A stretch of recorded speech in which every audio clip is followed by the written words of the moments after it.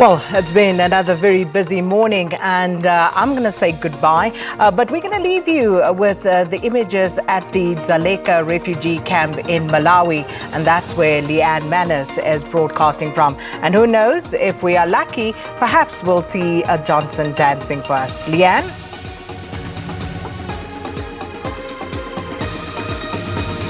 All right, welcome back, everybody, as we begin to wrap things up here from the Dzaleka Refugee Camp in Malawi. And what an experience it has been. I mean, just to put you into perspective, we talk about over 20 million refugees and more, and counting and rising every single day here on the African continent. In fact, as you arrive here in Dzaleka, there are queues of refugees that have just arrived from whatever country it is, and particularly the DRC here when you come to Dzaleka. And they are here trying to find a better life. Now, when you get into this camp, you know, although there are positive stories, the majority of the people living here are living on whatever is donated, whatever is given to them, from the food to the accommodation. Now, the accommodation, of course, is basically sand, and then you have to build your accommodation. There are boreholes here, but the boreholes run out.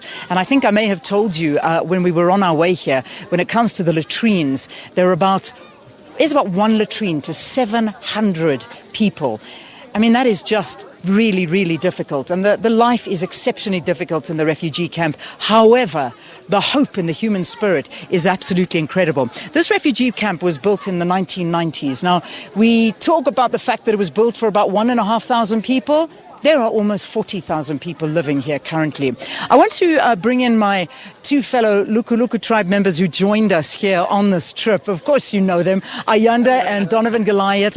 Guys, let's reflect slightly. I mean, you've come here, and particularly, I'm going to come to you, Ayanda, because this is your second trip, as is mine. Yep. This is your first experience coming into a refugee camp.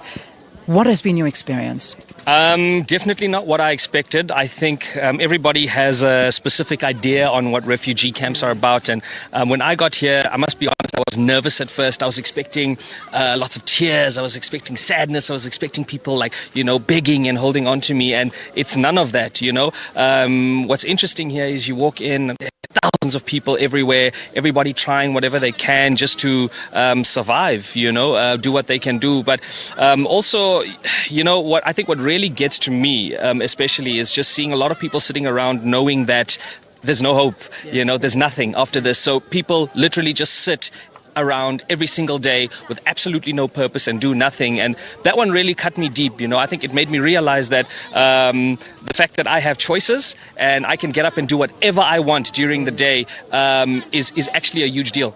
Nothing to do with money, just the fact that I can leave my house and go somewhere, was a big eye-opener for me. But it's really got my brain racing quite a bit now. I have a lot of ideas on how I can implement a little bit of change that doesn't necessarily need to be money, but just my ideas, what I've learned, and how I can maybe turn a couple of light bulbs on and influence other people to, potentially help out. And you have already turned some light bulbs on, because it's just new ideas coming into the camp. And as the youth were presenting and saying, well, this is my idea, and then you come in and say, you know what, but have you thought of doing that? And it's like, wow, no, I haven't, and that could change it. Ayanda, this is your second trip into a refugee camp. You, as I have, went to Kakuma.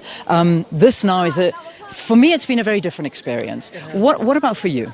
Well, it has been, like you said. For me, the one distinct thing that I noticed was the fact that in Kakuma, you can actually physically see the confinement with the barricades and everything like that. But here, it's an open space.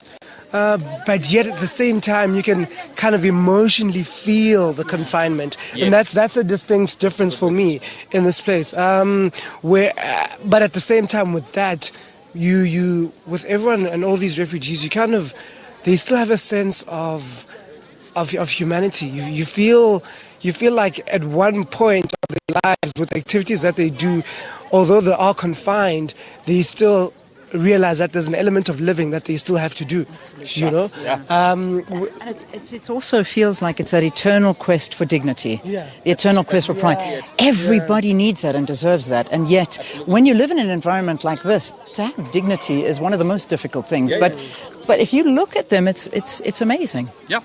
Absolutely. That's such an important point that you raised, you know. I mean, because somebody said to me, oh, no, there are a couple of ladies here who've opened hair salons, you know, and people go and get their hair done with whatever money they can get. And I step back and I go, but why would you get your hair done when you can spend it on food? Yeah. And then I step back once again and I go, yes, but I don't want to feel like I'm poor and I have nothing. That little bit that I can do for myself, even if it just means getting my hair done, makes me feel positive, makes me want to wake up the next day, and is my kickstart, you know. It's exactly what you said, you know. Even though you feel confined, you realize that you have to live. You have to keep living. Yeah. Oh man, how do we help? I mean, as we wrap up our broadcast, and I'm going to try and get GQ to bring these young little ones in, because GQ is the camera guy from SABC who has been amazing. GQ, you deserve a Medal of Honor.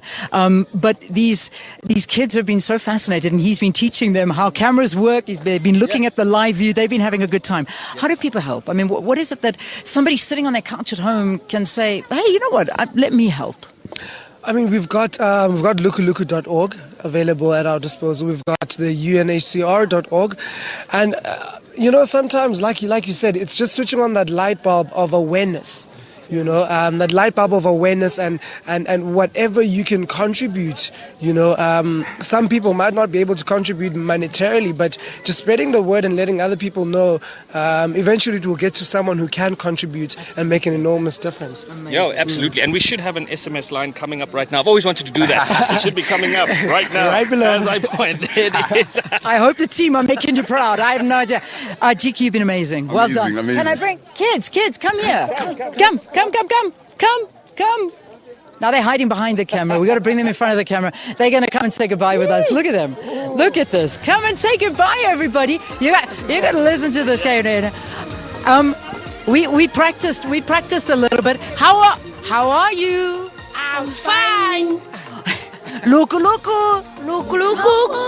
Hello. Hello. Goodbye. Goodbye. Bye-bye, Mzungu. Bye-bye, Mzungu. I love it. I am loving this. Guys, have a wonderful day. Thank you so much for being with us during this special time in Malawi.